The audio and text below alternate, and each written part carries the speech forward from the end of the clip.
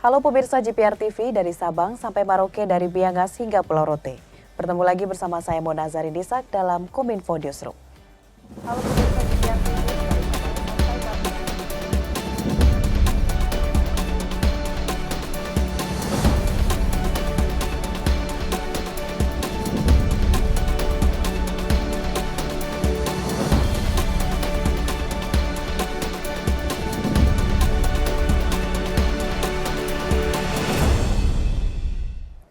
Pemirsa, mengawali informasi pertama, pemerintah melalui Kementerian Luar Negeri telah mengevakuasi puluhan WNI dari Ukraina. Proses evakuasi memakan waktu yang cukup lama di perbatasan dan puluhan WNI tersebut nantinya akan dibawa melalui jalur udara ke Indonesia. Pemerintah Indonesia berhasil melakukan evakuasi terhadap sejumlah warga negara Indonesia dari Ukraina di tengah konflik negara tersebut dengan Rusia. Dalam keterangan press briefing, Menteri Luar Negeri Retno Marsudi menyatakan sebanyak 99 WNI termasuk 5 orang diantaranya merupakan keluarga WNI sudah dievakuasi dan berada di 2 titik aman di Rumania dan Polandia dengan jalur udara ke Indonesia. Meski demikian, Menlu juga menyebut masih ada sejumlah WNI yang belum berhasil dievakuasi karena pertempuran darat terus terjadi. WNI tersebut diantaranya 4 orang di Kharkiv dan 9 orang di Chernihiv sebelah utara Ukraina. KBRI Kiev dan KBRI Moskow terus melakukan kontak dengan mereka. Informasi yang kami terima, mereka dalam kondisi sehat dan memiliki pasokan logistik yang cukup. Pemerintah masih terus menunggu saat yang tepat untuk dapat mengevakuasi mereka. Selain itu, terdapat 24 WNI yang memilih untuk tetap tinggal di Ukraina karena alasan keluarga.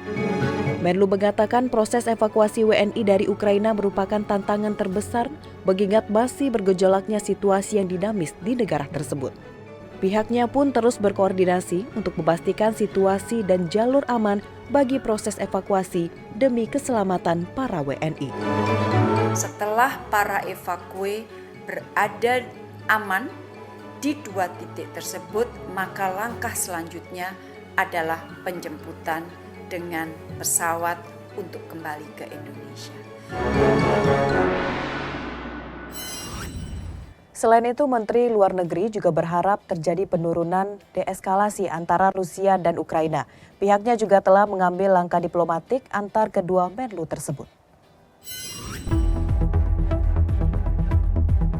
Pemerintah Indonesia melalui Kementerian Luar Negeri menyampaikan sikap resminya terkait pecahnya konflik Rusia dengan Ukraina. Dalam keterangan pers yang disiarkan melalui kanal YouTube Kementerian Luar Negeri Indonesia, Retno Marsudi berharap terjadi penurunan ketegangan atau deeskalasi. Menlu menilai Indonesia memiliki amanat konstitusi untuk turut serta menjaga perdamaian dunia. Politik luar negeri Indonesia selalu konsisten pada saat sampai pada penerapan hukum internasional dan piagam PBB, termasuk masalah penghormatan integritas wilayah dan penghormatan terhadap kedaulatan. Prinsip ini harus dihormati oleh semua negara. Prinsip ini dijunjung tinggi oleh Indonesia. Retno pun mengatakan, setiap negara perlu memegang prinsip penghormatan integritas wilayah dan penghormatan terhadap kedaulatan. Di kesempatan itu pula, Menlu menyampaikan telah mengambil langkah diplomatik melalui pembicaraan telepon dengan Menteri Luar Negeri Ukraina dan Menteri Luar Negeri Rusia. Pemerintah Indonesia berharap dengan pembicaraan yang dilakukan oleh kedua belah pihak segera dapat membuahkan hasil yang baik. Selain itu, saving human life menjadi prioritas. Safe passage menjadi kebutuhan utama dan harus dijamin. Informasi selanjutnya, pemerintah melalui Kementerian Pan-RB terus berupaya mematangkan skenario pemindahan aparatur sipil negara ke ibu kota negara, Nusantara. Menteri Pan-RB Cahyokumolo mengatakan pembahasan tersebut telah masuk dalam tahapan diskusi dengan beberapa kementerian dan lembaga yang masuk dalam prioritas pindah ke IKN pada 2024.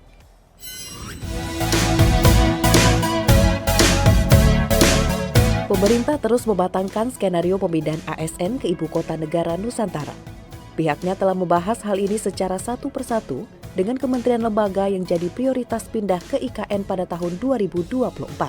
Nantinya akan diputuskan nama-nama ASN dari setiap kementerian lembaga yang pindah ke IKN Nusantara beserta informasi ASN yang bersangkutan. Lebih lanjut, pemerintah sudah menyiapkan simplifikasi proses bisnis dan pembangunan ekosistem digital untuk penataan manajemen ASN.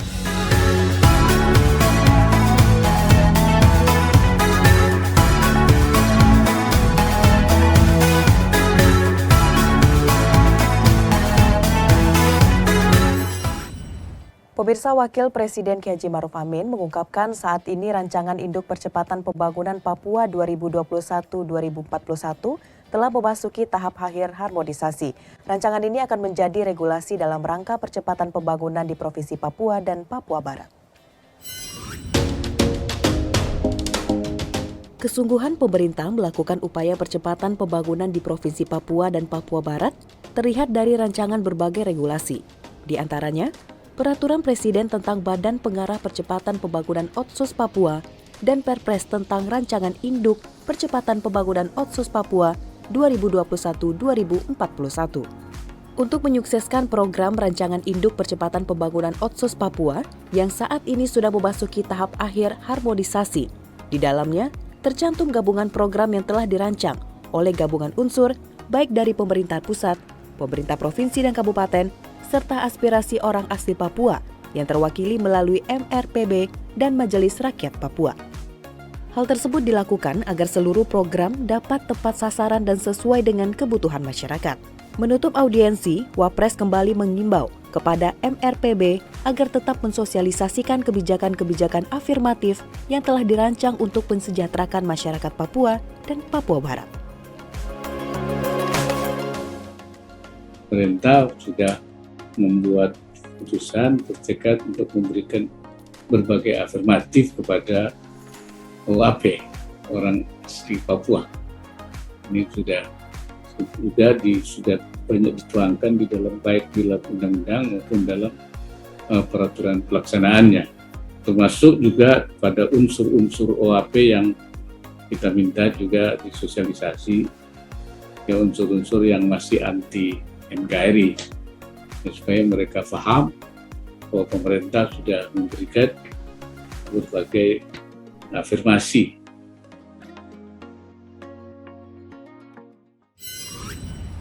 Pemirsa, dalam rangka pengembangan kendaraan listrik di lingkungan perguruan tinggi, Direktorat Jenderal Pendidikan Tinggi, Riset dan Teknologi bersama dengan PT Inka Persero melakukan penandatanganan perjanjian kerjasama sebagai sebuah kolaborasi antar perguruan tinggi dengan industri.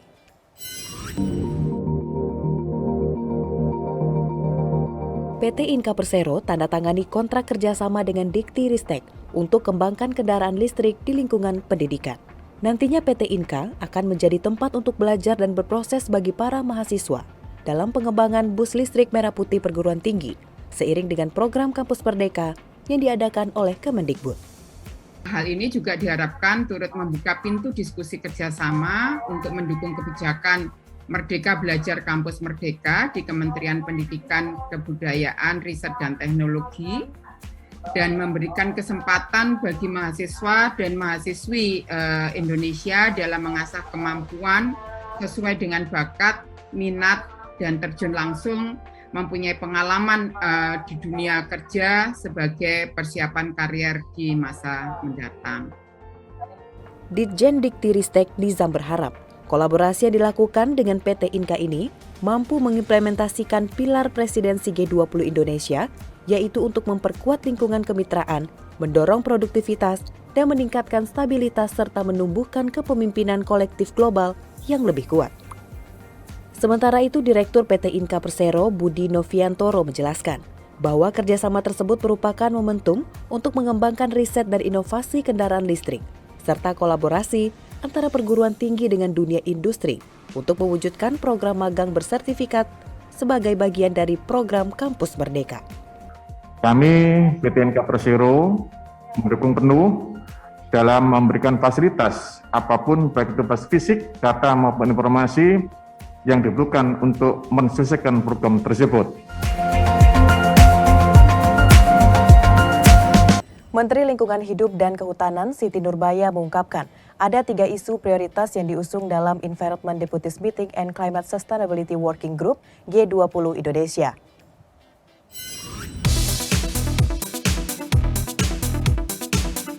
Kementerian Lingkungan Hidup dan Kehutanan menyelenggarakan Kick-Off G20 on Environment Deputies Meeting and Climate Sustainability Working Group.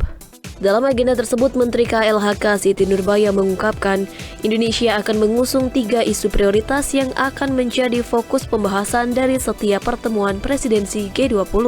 Pertama, mendukung pemulihan yang berkelanjutan, kedua, peningkatan aksi berbasis daratan dan lautan, dan yang ketiga, peningkatan mobilisasi sumber daya.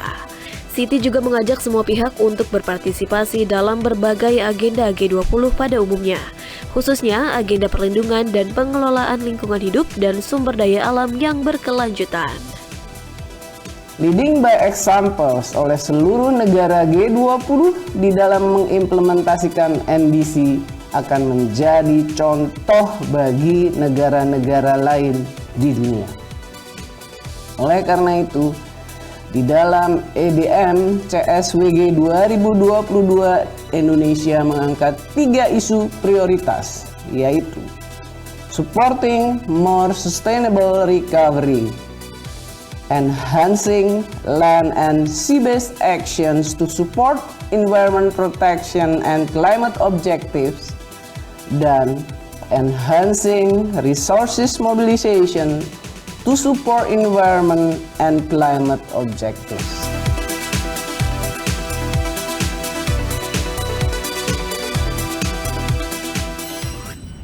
Pemirsa, setelah jeda pariwara kami akan kembali dengan berbagai informasi lainnya. Tetaplah bersama Kominfo Newsroom.